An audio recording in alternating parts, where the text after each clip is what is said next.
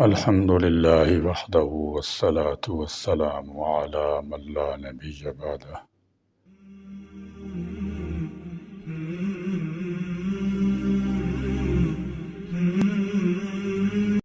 وہ بجٹ جس کا خوف ہر سال کروڑوں پاکستانیوں کی جان جکڑے رکھتا ہے، اس کی آمد ہو گئی ہے۔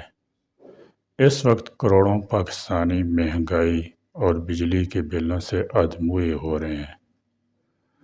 عوام الناس توقع باندھ رہے تھے کہ نیا بجٹ شاید دنیاوی نعمتوں سے محروم طبقے کے دامن خوشیوں سے بھر دے یا ان کی آنکھوں میں امید کے دیے جلا دے، مگر افسوس ہے کہ بجٹ محروم طبقوں کو نہ خوشیاں دے سکا اور نہ ہی امید کی کوئی شمع روشن کر سکا ہے، بلکہ یوں لگتا ہے اس کے ذریعے ارب پتیوں کی بھری ہوئی جیبوں کو مزید بھرنے کا بندوبست کیا گیا ہے۔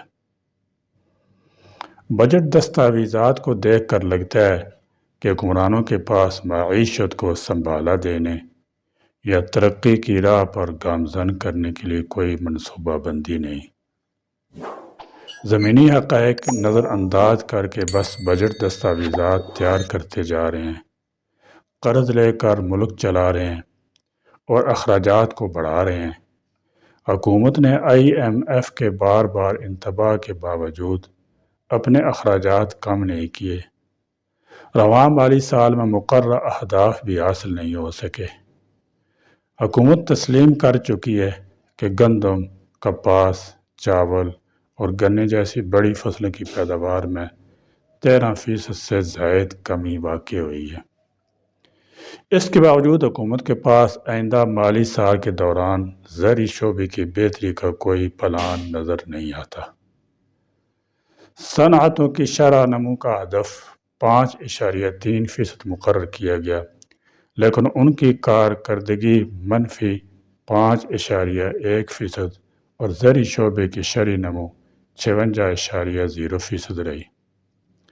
حکومت نے اپنے اخراجات کم کرنے کی طرف کوئی توجہ نہیں دی۔ حکمران عوام کو اعداد و شمار کے گورکھ دھندے میں الجھا کر دنیا کے سامنے قرض کے لیے ہاتھ پھیلاتے ہیں۔ آئے دن کوئی نہ کوئی بہانہ بنا کر کبھی بجلی تو کبھی تیل کی قیمتوں میں اضافہ کر کے عوام کی پیٹھ پر کوڑے برساتے ہیں۔ سرکاری دستاویزات بھی عوام سے دھوکہ دہی کو بے نقاب کر رہی ہیں۔ ہمارے حکمران جس طرح آئے دن اپنی مراعات، تنخواہوں میں اضافہ اور سرکاری ملازمین کی پنشن الاؤنس میں کمی، تاجران، عام عوام پر ٹیکسوں کا نہ رکنے والا بوجھ ڈال رہے ہیں، اس نے ان کی جو کچھ ساکھ بچی تھی اسے بھی ختم کر دی ہے۔ حکمران طبقہ اقتدار کے مزے لوٹنے اور عیاشیوں میں مصروف ہیں، لیکن عوام ان کی ظالمانہ پالیسیوں، اقدامات، کرپشن کے باعث زندہ درگور ہو رہے ہیں۔ لیکن نہ ہی IMF کو 25 کروڑ عوام پر رحم آتا ہے اور نہ ہی ہمارے حکمرانوں عوامی نمائندوں کو۔ عوام حیران ہے کہ جب جج، جرنیل، افسرشاہی، سینیٹرز، قومی صوبائی اسمبلی کے نمائندوں کی مراعات، تنخواہوں میں اضافہ کرنا ہوتا ہے تو ہمارا خزانہ بھر جاتا ہے، لیکن جب عوام بجلی، گیس میں ریلیف اور صحت تعلیم کی سہولیات طلب کرتے ہیں تو ہمارا خزانہ خالی ہے کا راگ حکمران الاپتے ہیں۔ IMF کو ہمارے اشرافی کی تنخواہوں، مراعات میں 500% سے زائد اضافہ نظر نہیں آتا۔ جب بھی بجلی، گیس کی ناقابل برداشت قیمتوں میں کمی، سرکاری ملازمین، پینشنرز کی تنخواہوں، پینشن مہنگائی کے تناسب سے اضافے کی بات کرو تو ہمیں IMF یاد آ جاتا ہے۔ اس سے اجازت درکار ہو جاتی ہے۔ کیا غیر ملکی قرضے ہم صرف چند فیصد اشرافی حکمرانوں کی عیاشیوں کے لیے لیتے ہیں؟ عام آدمی کو اس سے کوئی سروکار نہیں کہ IMF کی قسط ملی ہے یا نہیں، وہ تو IMF کا نام سن کر ہی کانپ اٹھتا ہے کہ اب عوام مزید سخت فیصلے کے لیے تیار ہو جائیں۔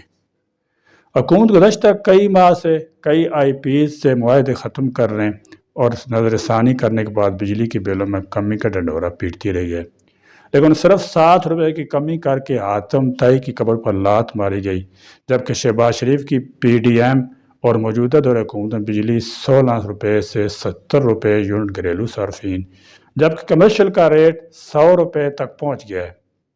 ہر دکاندار پر 1000 روپے اور 500 روپے کا فکس ٹیکس ڈال دیا گیا ہے، جبکہ 15 اقسام کے ٹیکس پہلے ہی نافذ تھے، یعنی اب تاجر گزشتہ 1 سال سے ٹیکس پر ٹیکس ادا کر رہا ہے، لیکن پھر بھی کہتے ہیں کہ تاجر ٹیکس نہیں دیتے۔ آخر یہ اربوں روپے کی رقم کس کھاتے میں جا رہی ہے؟ ظاہر ہے کرپشن کی نظر ہو رہی ہے۔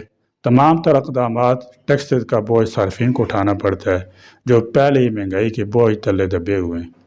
حکمرانوں نے اپنی عیاشیوں کا تمام تر بوجھ غربت کی چکی میں پسی عوام پہ ڈال کر نفرتوں کا وہ بیج بویا ہے۔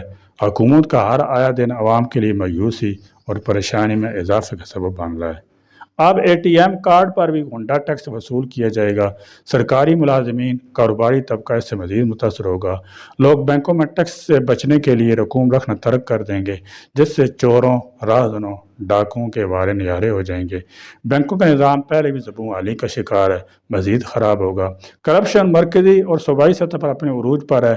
90% ادارے تباہ ہو چکے ہیں، لیکن لاکھوں روپے تنخواہ لینے والی بیوروکریسی، جج، وابطہ ملازمین کے لیے بجلی مفت میسر ہے۔ وہ نہ صرف خود مفت کی بجلی استعمال کرتے ہیں، بلکہ اڑوس پڑوس کو بھی دے کر بھتہ وصول کرتے ہیں۔ موجودہ بجٹ میں سولر پینل، چھوٹی گاڑیوں پر 18% سیل ٹیکس نافذ کیا گیا، لیکن بعض اداروں سے کم کر کے 10% کر دیا گیا، تاہم اس کا نفاذ ہی انتہائی ظالمانہ اقدام ہے۔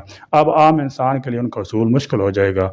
آن لائن خریداری ایک مؤثر طریقہ تھا خریداری بے روزگار افراد کے لیے کاروبار کا، لیکن اب اس پر بھی 18% سیل ٹیکس لگا دیا گیا ہے، جبکہ بجٹ میں بڑھتی ہوئی بے روزگاری کے خاتمے اور نوجوان نسل کو روزگار فراہم کرنے کے منصوبوں کا کوئی ذکر نہیں۔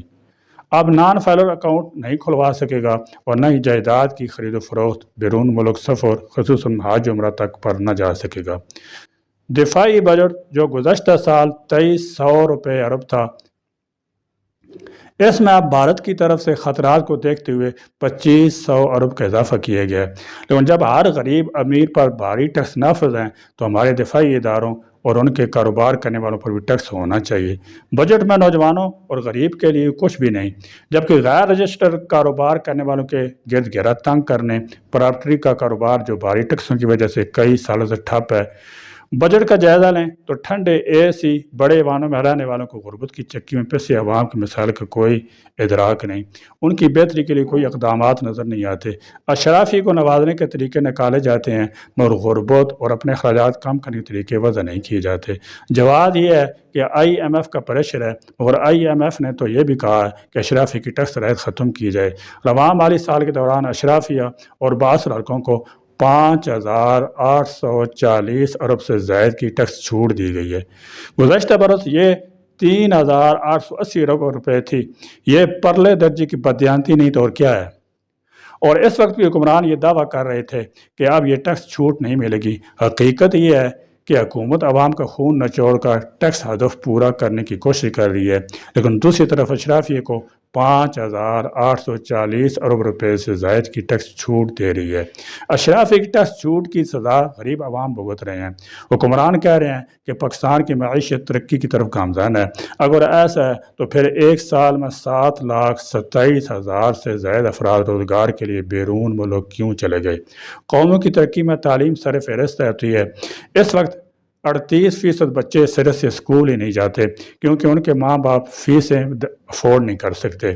بچوں کے ہاتھوں میں کتابیں دینے کی بجائے اشرافی کی سپورٹ ہمارے حکمرانوں کا شعار بن چکا ہے۔